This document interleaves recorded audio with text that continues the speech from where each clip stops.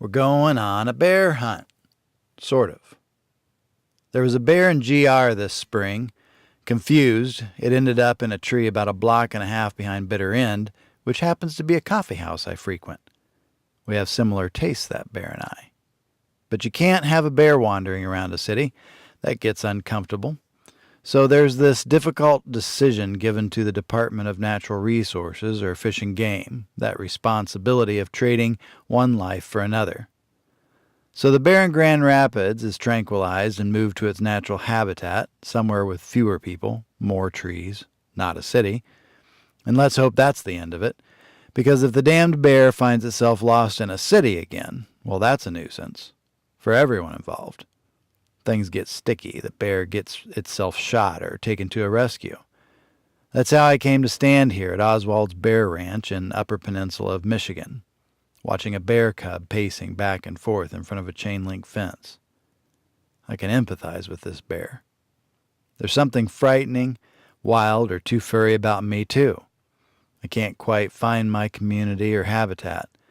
I'm feeling a bit claustrophobic, hemmed in by allotted space, chased up my own tree by things I can't explain. Feels familiar.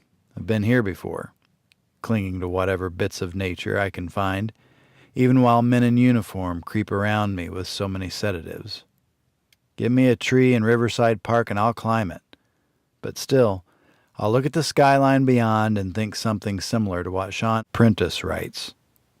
I wish I could rewind the last 30 years, watch this city slowly unbuild itself, like watching cancer unmetastasize. I was afraid when I saw the circus of people crowding around the entrance.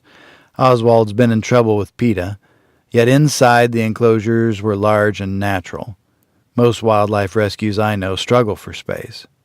For animals that are too impaired to live free, these trees and dens offer a nearly wild sanctuary.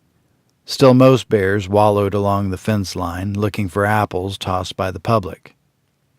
I'm not yet impaired, and I don't want any handouts, but I am rediscovering things about myself, learning how to accept them.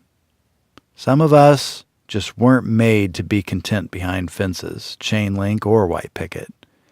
It's in our wild nature to pace anxiously along the edge of any confine we're given.